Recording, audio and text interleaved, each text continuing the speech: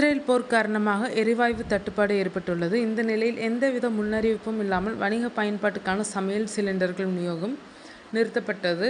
மதுரையை பொறுத்தவரை இன்றும் வரும் ஓரிரு நாட்கள் மட்டுமே ஹோட்டல்கள் இயங்க முடியும்.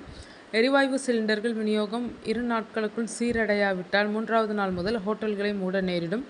ஹோட்டல்கள் மூடப்பட்டால் பல்வேறு பிரச்சினைகளை பொதுமக்கள் எதிர்கொள்ள நேரிடும். மதுரை மாவட்டத்தில் மட்டும் ஏறத்தாழ 1,00,000 பேர் வேலை இழக்கும் சூழல் ஏற்பட்டுள்ளது.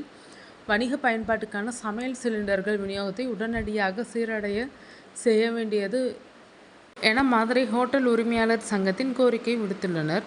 இதேபோன்று திண்டுக்கல், சிவகங்கை, ராமநாதபுரம் உள்ளிட்ட மாவட்டங்களிலும் வணிக பயன்பாட்டுக்கான சமையல் சிலிண்டர்கள் விநியோகம் திங்கட்கிழமை நிறுத்தப்பட்டது. ஹோட்டல்கள் மூடப்பட்டால் விடுதிகளில் தங்கி பணியாற்றுவோர், கல்வி பயிலுவோர், வெளியூர்களிலிருந்து மருத்துவ சேவைகளுக்காக வருவோர், சுற்றுலா பயணிகள் என பலதரப்பட்டவர்களும் பல்வேறு பாதிப்புக்கு உள்ளாக நேரிடும் என சமூக ஆர்வலர்கள் அச்சம் தெரிவித்துள்ளனர்.